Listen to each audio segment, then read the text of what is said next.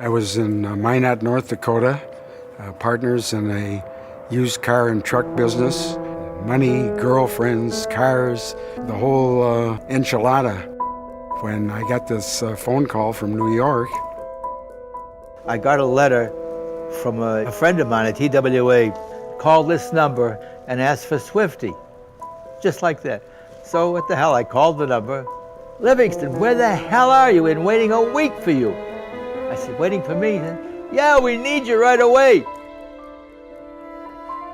I said I'd wear a flying jacket, so a leather jacket, so they would recognize me. And they said to bring a logbook of proof that I was a pilot. They were meeting at a hotel on 57th Street in New York, the Henry Hudson Hotel. Served great martinis. A fellow who identified himself as Steve Schwartz, apprising me of the fact that Israel was going to declare itself a state, that they were going to be attacked by at least 5 Arab armies, and they had no way to defend themselves, except that they had purchased some airplanes, but they had no one to fly them. And would I be in a position to help? The idea that Jews were going to fight, I found exciting. It's about time. It wasn't like a newspaper ad, join the Haganah. It was illegal, of course. He said, look, I know there's going to be a war there, and I'm a fighter pilot, and I want to go there. And I had just made up my mind that nothing was going to stop me. I couldn't live with myself if I didn't do this. The alternative is too hard for me to envision, the possibility of what the Arabs could have done. And they talked about the fact that what Hitler did will be nothing compared to what we're going to do.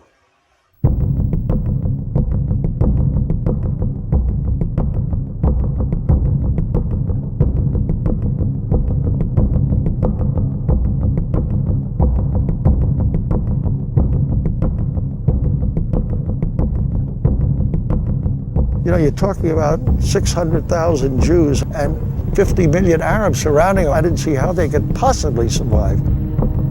The Arab countries had established air forces. We had almost nothing. 4 junk airplanes. Different propeller, different engines from spare parts that the German Air Force left behind in Czechoslovakia. I remember sitting in the cockpit of my Me-109, wearing a German uniform, a German helmet, a German parachute. What's a nice Jewish boy from St. Paul doing in a place like this? The irony of it did not escape any of us.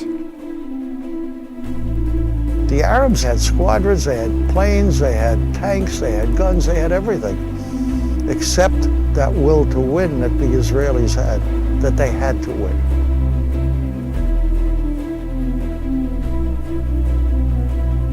He says, look, 6 miles from where we're standing now at the airbase is the whole Egyptian army of about 10,000 men, about 500 vehicles, tanks, trucks, and tankers, and we have nothing to stop them. I said, well, tomorrow I was going to go. He says, if you don't go now, they'll be in Tel Aviv in the morning and there's no Israel.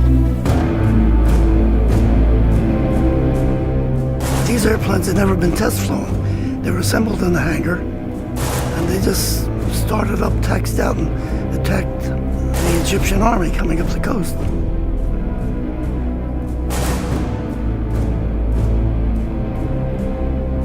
I looked back and I saw the land of Israel. I looked there I saw the enemy that came to destroy us. I just did a quick Shema Yisrael, even though I'm not religious. Turned the airplane upside down because the dive bomb, the steeper the dive, the more accurate is the hit.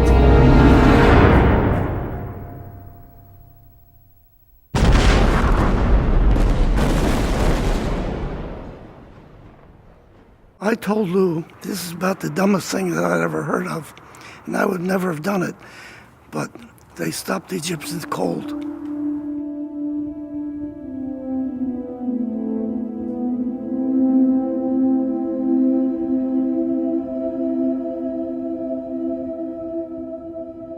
I felt more at home in Israel than I did in the United States. I felt this is my home. As a Jew, I now felt proud of being Jewish. I was born to be here on that moment of history to contribute to Israel's survival. I had done something good for once.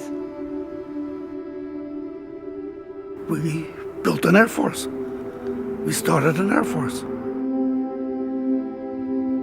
If you wrote the history of the Jewish people 1,000 years from now, there are two things that I can tell you will be in it. One is the Holocaust, one is the birth of the State of Israel. The people who went to Israel and participated in this effort were really part of two of the most significant, incredible, devastating, tragic, euphoric episodes in Jewish history, I think for all time. Shortly before I left, I happened to be in Tel Aviv when they were bringing in refugees from the death camps in Europe. I remember them getting down on their hands and knees and kissing the ground. I knew then and there that was the reason that I came.